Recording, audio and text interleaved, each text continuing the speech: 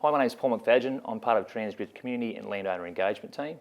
I'm here today with Suzanne Westgate, who's the General Manager of Land Property Approvals, to talk about the compensation process. So what is Transgrid's approach to working with landowners?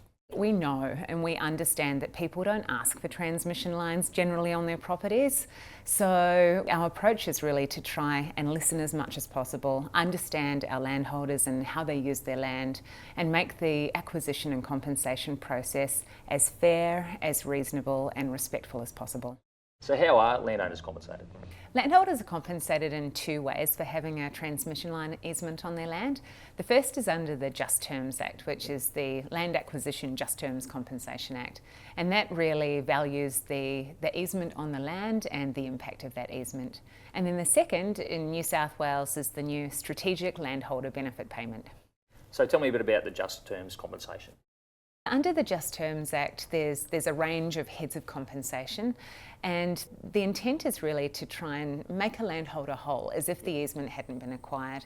So the things that are compensated for are the value of the easement on the land or loss of productive agricultural land because of the transmission line, although we do try and minimise those impacts. So when are these payments made to landowners? We recognise that major transmission projects can take a long time, so we try and space out the payments to make it as palatable as possible for landholders. To start with, we'll offer an option agreement, so that gives Transgrid the option to acquire the easement if the project goes ahead.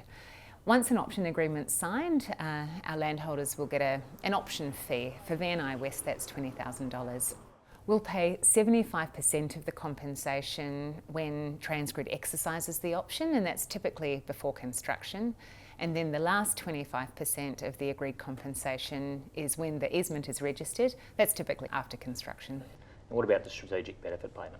That kicks in after construction of the transmission line, and it's based on a payment of $200,000 per kilometre of transmission line over a 20-year period.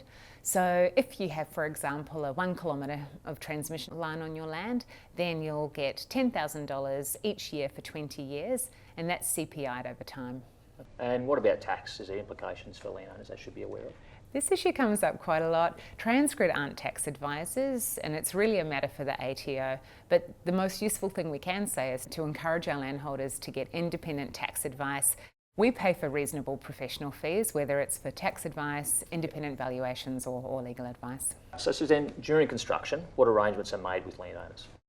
Construction is usually the period at which there's most impact and most disruption for landholders. Each landholder will have a property management plan, and that's negotiated in consultation with landholders, and really the purpose of that is to look at any biosecurity protocols, things that are important to landholders, go and no-go zones, how they want gates to be treated, the way our landholders want their land to be respected, and Transgrid and our construction contractors will abide by that property management plan.